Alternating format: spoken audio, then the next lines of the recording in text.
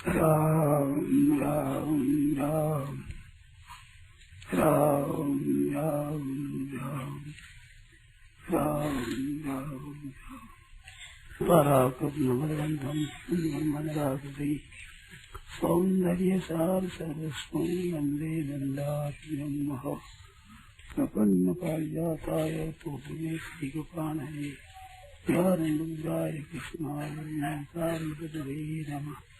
वसुदेवं देवं कंसचानूरमर्दनं देवकी परमानन्दं कृष्णं वन्दे जगद्गुरुं।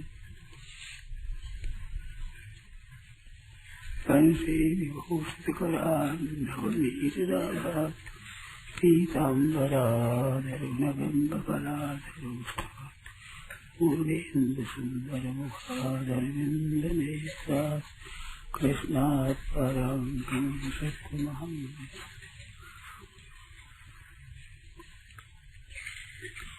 नारायण नारायण नारायण नारायण।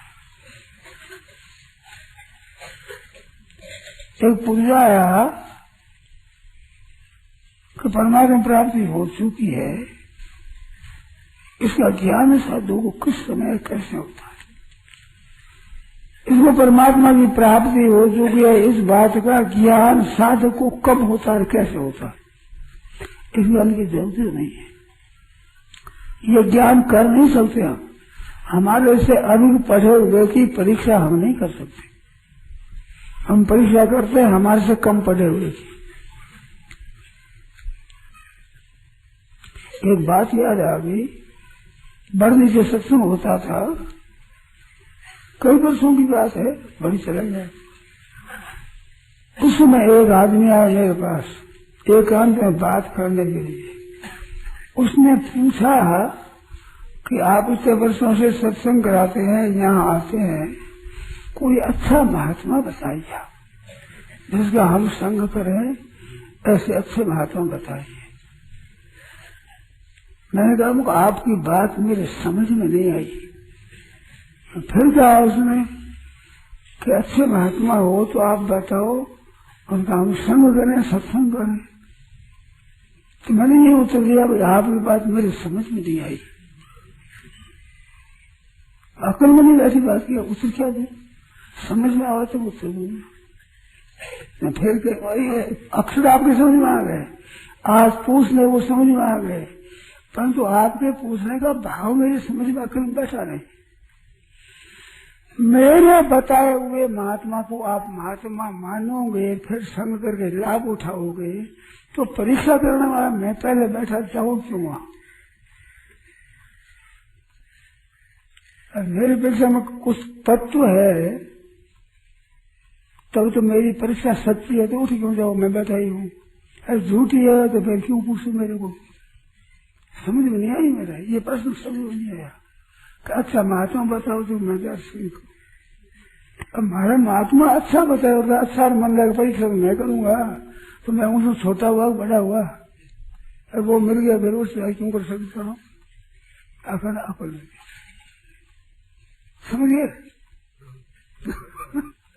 तो इस तरह से महात्मा की परीक्षा के परमात्मा प्राप्त हो चुके हैं कि नहीं, इस बात की परीक्षा हम नहीं कर सकते। अगर मामूली पढ़े हुए की ज्यादा पढ़ा हुआ परीक्षा कर सकता है, अब थोड़ा पढ़ा हुआ अधिक पढ़े की परीक्षा कैसे करे। वो इतनी परीक्षा करे कि मेरे को पढ़ा सकते हैं, इतनी परीक्षा होती है। मैं कोई बात पूछूं तो ये बता देंगे, इतनी परीक्षा होती है। मैं पूछूं वो नहीं बता देंगे, अब परीक्षा होगी। मैं पूछने गई बात को बता सके तो क्या बता सके, ये बात है। तो परीक्षा यही है उसकी कि जिसके संग से हमारा अज्ञान दूर होता है, हृदय की गांठें खुलती है, अंधेरा दूर होता है हमारा, तो हमारे लिए महात्मा है भगवत प्राप्त। अब कहाँ तक है इसका पता नहीं, पर हमारे लिए संग करने का अवसर है, उनका संग करो, उनकी बातें सुनो, वहाँ लाभ होगा। और जल कैसा है कि प्यास मिटती है, अन्न कैसा है भूख मिटती है, वो है। ऐसे जिसके संग से अपनी गहरी गहरी हृदय की शंकाओं का समाधान होता है और नया नया प्रकाश मिलता है जिसके वचनों से और जिसके संग से पास में रहने से, तो हमारे लिए वो संग करने लायक है। दूसरी बात है कि वो हमारे से कुछ चाहते हैं क्या? हमारी चाहते वो हमारे को क्या निहाल करेंगे? वो हमारे को निहाल करने वाला नहीं। कहते हम गुरु बनावे तो भेंट करनी पड़ती है, तो भेंट के भूखे गुरु हो जाएंगे? वे है तुम्हारे पोता चेला, रुपया तुम्हारा, तुम रुपयों के मालिक, वो रुपयों का दास, तो तुम्हारा पोता हुआ ना।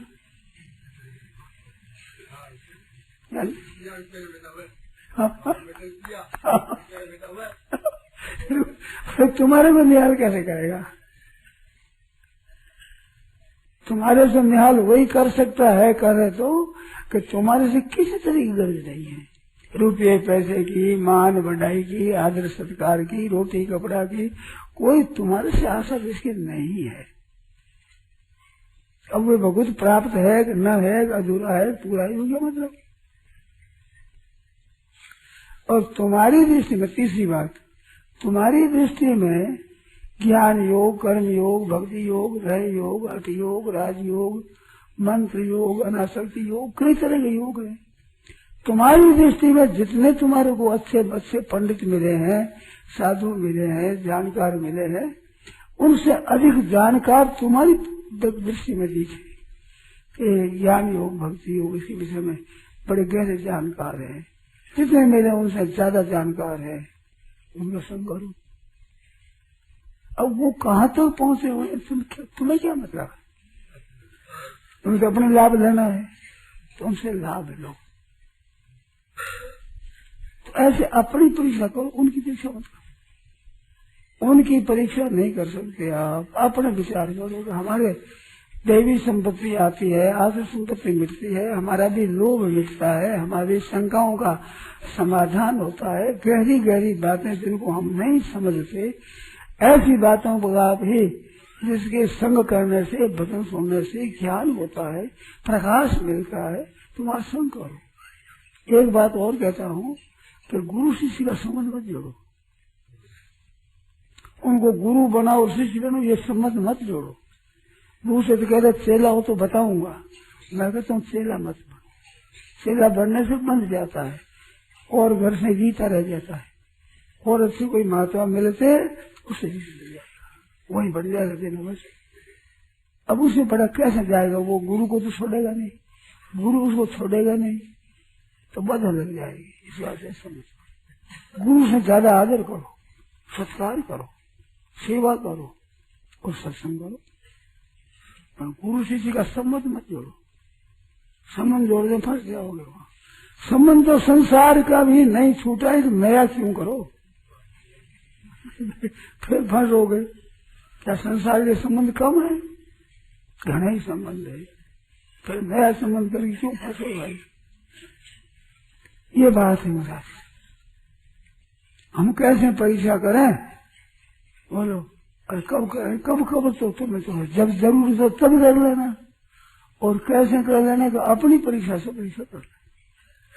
उनकी परीक्षा हम नहीं कर सकते। हमारे से ऊंचे उनकी परीक्षा हम कैसे करें? परीक्षा करने की हमारे में सामर्थ्य नहीं है। अपनी ये बात है कि हमारा समाधान होता है, हमारे को संतोष होता है, जिनके दर्शन करने से, स्पर्श से, भाषण से, चिंतन से हमारा लाभ होता है, हमारी शंकाएं मिटती है, हमारे हृदय का अंधकार दूर होता है, प्रकाश मिलता है, तो उनका संग। तो इसका उत्तर ये संदेश ये है भाई। फिर देखो, फिर खोज करो। ये मेरे से पूछा, औरों से पूछो, खोज करो, इसमें कोई बाधा की बात नहीं। अब कहते हैं मन बस में होता नहीं। ये आपने कहा कि बहुत वर्षों से भी मन बस में नहीं होगा, होता नहीं, तो मन में बस को करने लगा क्या? गया संकल्प, नया संकल्प और उठ जाता है, तो मन को बस मत करना चाहे तो कैसे करे। मैंने कहा मन को संकल्प करोगे, एक नया संकल्प और पैदा हो जाएगा। उपाय करोगे, उसका संकल्प और हो जाएगा, संकल्प बढ़ जाएंगे, जल्दी मन बस में नहीं होगा। तो फिर साधक क्या करे, कैसे बस में करे, ये प्रश्न आया। इसमें उत्तर एक बताऊं, जहाँ कहीं लोग कहते हैं मन लगे कैसे, मन बस में हो कैसे, इसके पीछे मत पड़ो बाबा। तुम्हारा मन में जो कुवासनाएं है, संसार की तरफ आकर्षण है, ये कैसे मिटे? ये जितना मिटेगा उतना बस में आप साफ हो जाएगा, और बस में न हो तो हानि नहीं है। परंतु संसार में राग रहा तो समाधि लग जाए तो भी कल्याण नहीं होगा। एकाग्र हो गया मन को, समाधि लग गई, फिर कल्याण नहीं होगा। पर इस तरफ लोगों में वृत्ति नहीं है। लोग समझते हैं मन एकाग्र हो जाए, मन लग जाए, तो मन का लगना इतना दामी नहीं है जितना संसार के भोगों से, संग्रह से हटता है, उसमें लाभ है। संग्रह करने से और भोग भोगने से मन अगर हटता है तो जो लाभ होगा वो बस में करने से नहीं होगा। एक बहुरूपिया था, कथा सुनी हुई है, तो वो समाधि लगाना जानता था, श्वास को रोक लेता, 6 महीना 12 महीने तक कुछ खाना पीना नहीं, बैठा चुपचाप, ऐसी विद्या सीख ली। तो वहाँ गांव के ठाकुर थे, उनके सामने कहा कि मैं ऐसे बैठ जाऊं और मेरे ऊपर मकान चढ़ा दो, एक छतरी बना दो, चढ़ा दो, सब चारों तरफ से बंद कर दो, उसमें बैठा रहूंगा, आप जब चाहो तब खोल लेना, जग जाऊंगा मैं। तो ऐसे बैठा दिया उसको, ऊपर मकान बना दिया। वो ठाकुर मर गए, छोरा ठाकुर को मर गए, 2-3 पीढ़ी हो गई, और वहां रेता आता आता रेता हो गया साहब, सब जगह समान खेत हो गया। वो किसी के ने खेत लिया कि महाराज हमारे खेती करना है, दिया गया, उसने हल चलाया तो वहां हल अटक गया, किसी मकान था। उस मकान को खोला तो उसके धक्का लगा तो वो खुल गया, माँ को समाधि खुल गई। कुछ बोला, बोलो लाओ ठाकर घोड़ा लाओ, मान तुम्हारा घोड़ा देंगे। तो घोड़े को लेकर समाधि ले गई, तो खुलते हैं घोड़े की इच्छा हुई। तो ये चाहना खराब है, दो चाहना खास, एक तो रुपया संग्रह हो जाए, एक हम भोग भोग, और मान है, बढ़ाई है, प्रशंसा है, कई तरह की इच्छा है। ये इच्छाएं जितनी मन की कटेगी उतना लाभ होगा। अभी जो किसी में राग होता है, किसी में द्वेष होता है, ये है दोष। चंचलता इतना दोष नहीं है बड़ा, मन की जो चंचलता है ये मिट जाए, ये बड़ा दोष नहीं है। कोई अच्छा लगता है और कोई बुरा लगता है, अच्छा लगता है वो तो रहे, बुरा लगता है वो यहाँ से रवाना हो जाए। अच्छी चीज लगती है वो मिलती रहे, बुराई परिस्थिति खराब है वो खराब मिट जाए, अच्छी परिस्थिति आ जाए। ये जो मन की भावना है ना, ये घातक है तुम्हारे। राग है ना, आसक्ति है, प्रियता है संसार में प्रियता है, ये घातक है। वो न रहे तो चंचल रहो, कोई हर्ज नहीं। सांप दे विष को दूर कर दे, पर सांप गर्म पड़ा रहता है, जहर में जहर तो दांतों में विष है, वो काट जाए तो मर जाए आदमी। इस वजह से इन मन रूपी सांप के मन में जो कामना है, चाहना है, भोगों की और ऐश्वर्य की इच्छा है, मान बढ़ाई आराम की इच्छा है, मन में भोग इच्छा है, संग्रह करने की इच्छा है, मेरे पास संग्रह हो जाए, महान घातक है चीज। इनसे नुकसान के सिवाय फायदा कुछ होने का नहीं है। मन में वासना रह जाएगी ना तो अजगर देह धरा से सांप बढ़ेगा। कल्याण नहीं होगा। इसमें जो महत्ता है मन की भोगों में और संग्रह करने में, रुपयों में, पदार्थों में और व्यक्तियों में, ये ठीक है, ये बेठीक है, ये आदमी यहाँ से निकल जाए, ये आगे आ जाए, परिस्थिति ये बदल जाए, ये परिस्थिति खराब है, परिस्थिति अच्छी हो जाए, ये कभी होने का है नहीं। और जाई बिले राखे राम ताई बिले रहिए कि सीताराम सीताराम सीताराम कहिए, कल्याण हो जाए। जैसी परिस्थिति बने, राम जी बोले जाई बिले राखे राम ताई बिले रहिए, वैसे ही मौत निहाल हो जाओगे, इसमें संदेह नहीं। तो एकाग्र करने की अपेक्षा मन को शुद्ध करना है, बढ़िया है। शुद्ध करना है कि राग और द्वेष अंतःकरण न रहे, न किसी व्यक्ति में राग रहे, न किसी व्यक्ति से द्वेष रहे, न किसी परिस्थिति में राग रहे, न कभी किसी परिस्थिति में द्वेष रहे। अगर ये दो मिटा दिए, गीता ने कहा इंद्रिय से अर्थ है राग द्वेष व्यवस्थित तयोर न समागत से तो हस्य परिपंथे रहो। इनके बस में बताए दो तुम्हारे शत्रु में मार्ग में महान लूटे रहे, परिपंथ तुम्हारा मार्ग है वो ठीक चलने नहीं देंगे। इन दोषों को दूर कर दो, राग द्वेष मिटाओ, द्वेष के साथ ये जगत निकल जाए यहाँ से, ये ठीक हो जाए, ये निकल जाएगा दूसरा आ जाएगा। मैंने एक बात बताई थी, 2 बार कही तो याद है, कई बार कह दी तो पता नहीं है। मैं 2 बार से कम नहीं कही है मैंने। आपके मन में जो ये न रहे तो फायदा होगा। ये क्या है? ये राग है, द्वेष है, द्वेष। और ऐसी परिस्थिति मतलब ये आदमी हमारे पास है, ये है राग।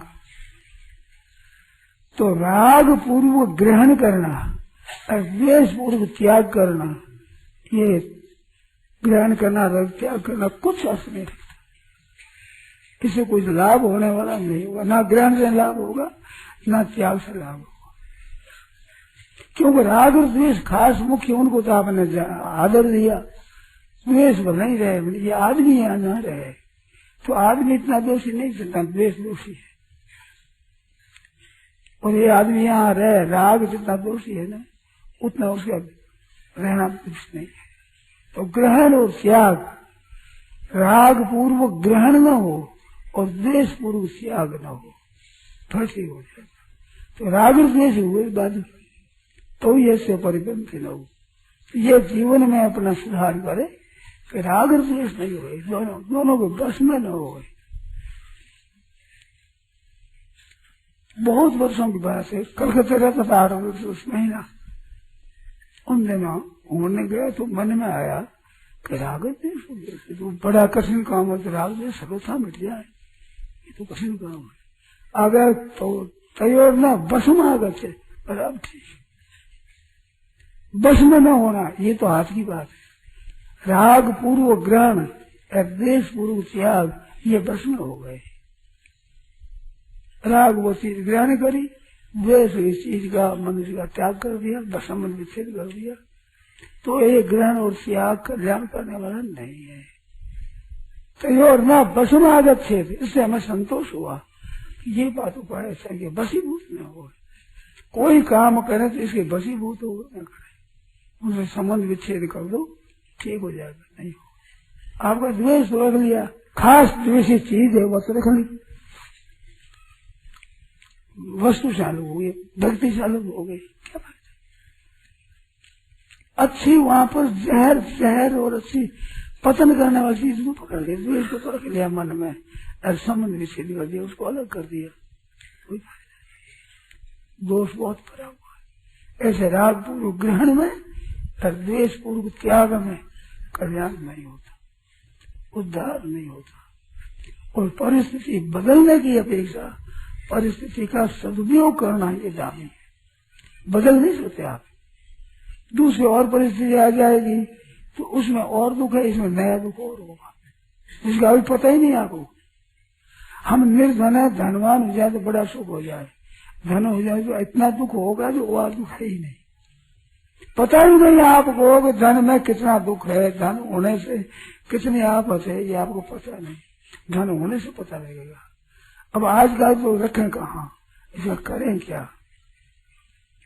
शेर जी कहते थे, कई लोग आते हैं कहते हमारे पास पैसा पड़ा है, धन सोना है, अब क्या करें, कहाँ रखें? तो कहते थे मैं कहूँ वो बात तो मानेंगे नहीं, इस बात उनको उपाय बताने मांगोगे। तो बढ़िया उपाय है कि दान पुण्य करो, जिनके अभाव है उनको दे करके खत्म करो, तो बड़े भारी खजाना में जमा हो जाएगा तुम्हारा। लेना ही भी चाहो तो 1 गुना दान 100 गुना पुण्य तुम्हारा खजाना हो जाएगा। मरने के बाद जहाँ जाओगे वहां तुम्हारा खजाना खुल जाएगा। ये है रक्षा का उपाय। मगर ये तो होता नहीं, जिसमें धनी आदमी से खर्च होना बड़ा कठिन है। ये मैंने देखा प्राय करके ऐसा है, जिनके पास अधिक धन है वो खर्च नहीं कर सकते, गरीब खर्च करें। गरीब खर्च कर सकते हैं और धनी आदमी कर नहीं सकता। उसको नहीं तो 1000 2000 10,000 रुपये इतना खर्च कर दिया तो कुछ नहीं हुआ। है कितना? लाख रुपयों में से 1000 खर्च किया तो 99 लाख पड़ा है। और जिस पास 5 रुपये है 2-3 रुपया वो खर्च कर देता है, कहने वाले से काम है 2 रुपया मेरा दे कोई, तो 1 लाख में कितना खर्च करे तब 2 रुपये में समान होगा? बताओ। 20,000 एक साथ खर्च कर देगा। 5 में 2 कर दे तो 100 में 20 करेगा, है जी? 40 करे। और करोड़पति हो तो 40 लाख एक साथ खर्च कर देगा। और 5 में 2 खर्च करने से पीछे तंगी आ जाएगी। वो 40 लाख खर्च कर रहे करोड़पति के तो तंगी आएगी, तो 2 के समान नहीं होगा, वो होगा ही नहीं। तो गरीब जितना कर सकता है उतना धनी आदमी नहीं कर सकता, कर ही नहीं सकता, ताकत नहीं उसमें। 40 लाख राम राम खर्च नहीं। तो धनी आदमी मन में आती है लोगों के कि मेरे पास धन हुए तो मैं भी खर्च करूं। बिल्कुल गलत है ये बात। है जिसमें खर्च करो, है इस अवस्था में आप करो, बड़ा बढ़िया होगा और सुगम होगा। ज्यादा धन हो जाए तो फिर ज्यादा पुण्य करेंगे, पुण्य ज्यादा नहीं होगा उसका। पुण्य तो 70 सारू दत्त बांट ये ना पोके तुम्हारा, शक्ति के अनुसार करने में पुण्य होगा।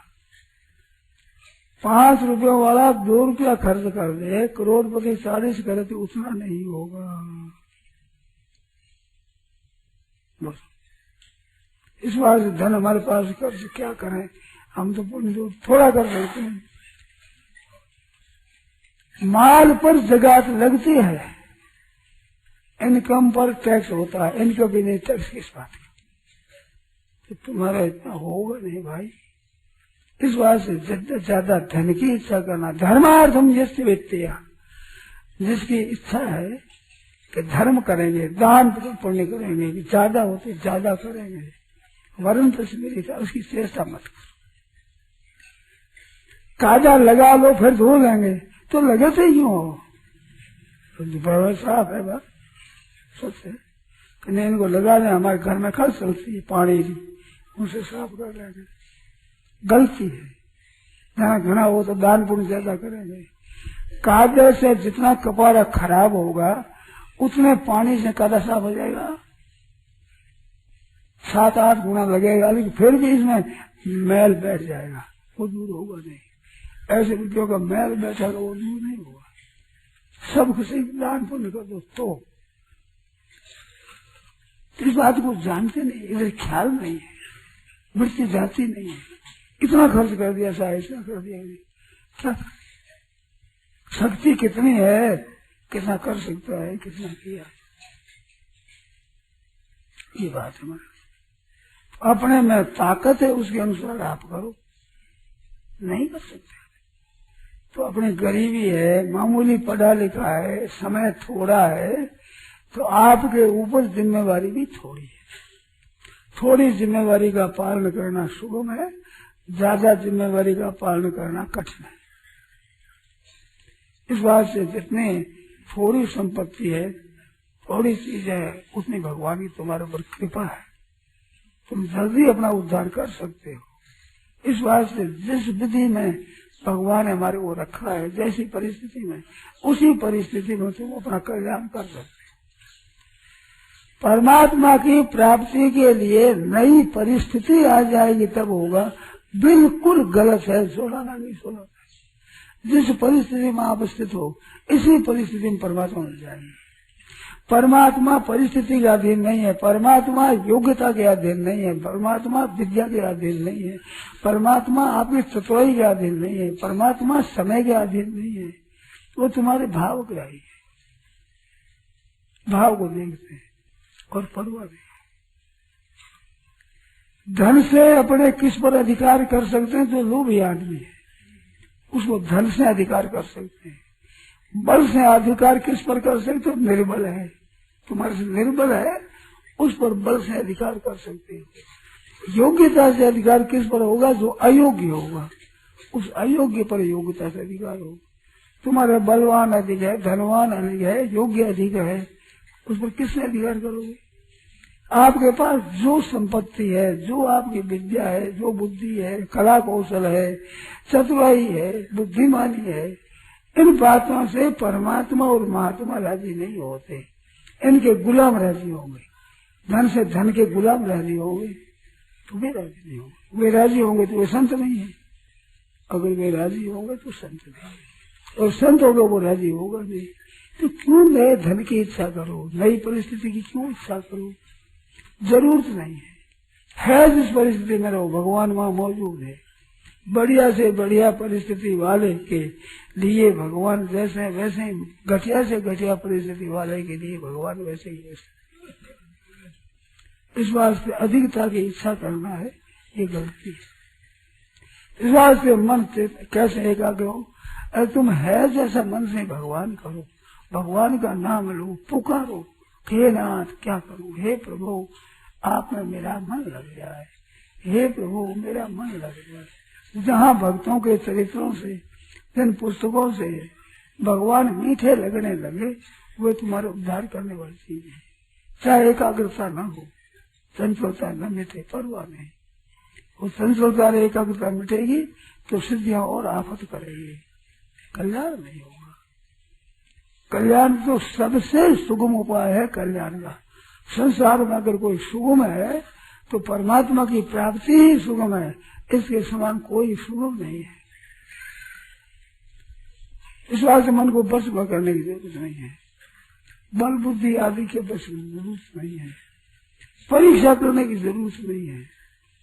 जिससे ठीक आपका समाधान होता हो, आपकी आसुर संपत्ति दूर होती हो, देवी संपत्ति आती हो, ऐसों का संग करो, लाभ होगा, जरूर होगा होगा होगा। अब इसमें संकल्प जो करो, रहने के तो उनका अनुयायी बनने से, कहना मान से, आज्ञा पालन करने से, उनको पसंद रखने से। गाय भी दूध देती पावसती तब आती है, भैंस भी दूध देती राजी और पावसती तब देती। वे भी प्रसन्न होते हैं मिलती चीज, उनकी पसंद करो, आज्ञा पालन करो, मन के अनुकूल चलो।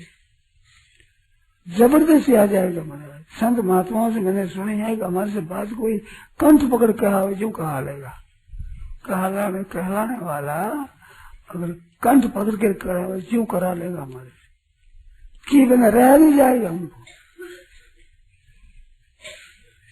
गूढ़ो तत्व न साधु दुरामही, आरत अधिकारी जहाँ पावही। जहाँ आर्थ अधिकारी मिलेगा, गूढ़ से गूढ़ तत्व को महात्मा छिपाएंगे नहीं। किस वास्ते? अपना गूढ़ तत्व किस लिए है उनके पास, तो वो छिपेगा नहीं। अनुकूल बनो, अनुकूल बनने से वो अपने स्वभाव को छोड़कर उनके कहने के अनुसार बनो। आज मनुष्य उन संतों को, महात्मा को भी अपने अनुकूल बनाने के उद्योग में है, ये हमारा कहना का है।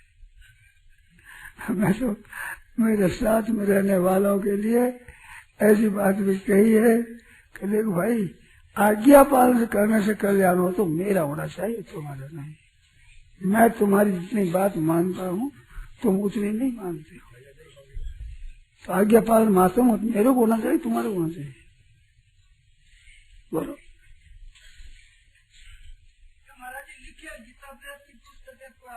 बड़ी लाभ करती है घर में, बड़ी लाभ करती है।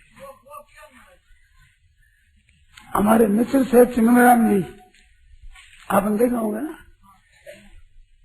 तो वे क्या करते कि रामायण तत्व चिंतामणि ऐसी संतों की वाणी जिसमें नाम की महिमा है, वो बैठ जाते हैं पुस्तकों में रखते थे और राम राम करते बस आंसू चलते, पुस्तक तक देख लेते, क्यों लेखा देख है उसमें, वो याद आ जाते हैं।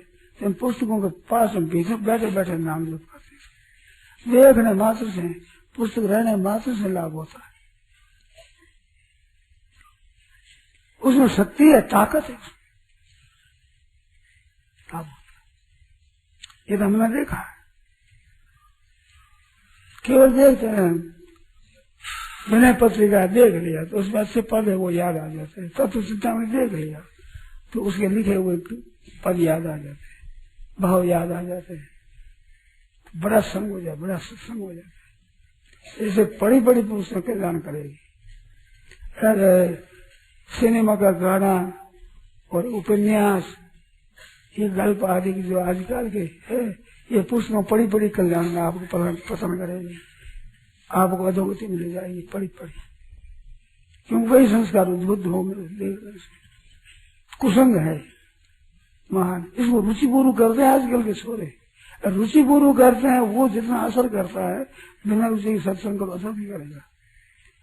भूख बिना भोजन बढ़िया से बढ़िया ताकत दे देगा, बढ़िया से बढ़िया जल है, परंतु प्यास बिना क्या गुण करेगा। आपकी प्यास होगी तो बड़े बड़े गुण करेगा। साधु नाम दर्शनम पुण्यम, उनके दर्शन मात्र से पवित्रता आती है।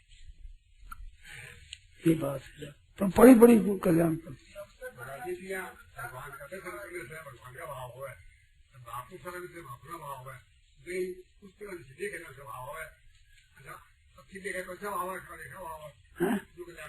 क्या क्या कहा?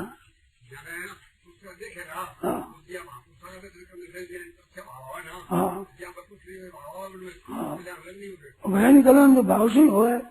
भावग्राही नारदना, भगवान भाव भोगता है, जिससे भाव अच्छा जागृत हो उससे कल्याण होगा।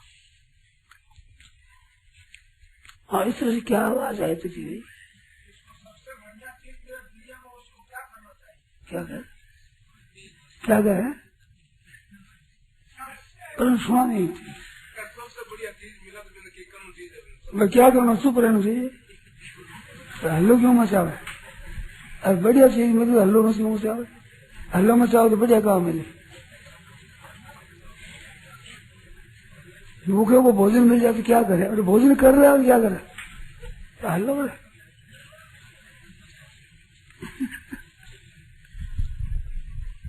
नारायण नारायण नारायण नारायण सुनाओ। यह प्रवचन परम श्रद्धेय स्वामी जी श्री राम सुखदास जी महाराज द्वारा गीता भवन स्वर्गाश्रम में ज्येष्ठ शुक्ल चतुर्दशी विक्रम संवत 2047 श्री कृष्ण संवत 5216 तद अनुसार दिनांक 7 जून 1990 को प्रातः करीब 8:30 बजे हुआ। राम।